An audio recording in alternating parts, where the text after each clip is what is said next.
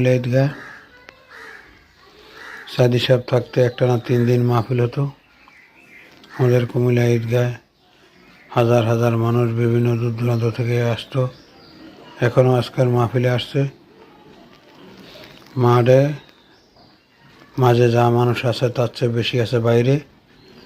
কেউ কেনাকাটা করছে, কেউ খাওয়া দাওয়া করছে, কেননা বহু দূর দূরান্ত থেকে সবাই এসেছে।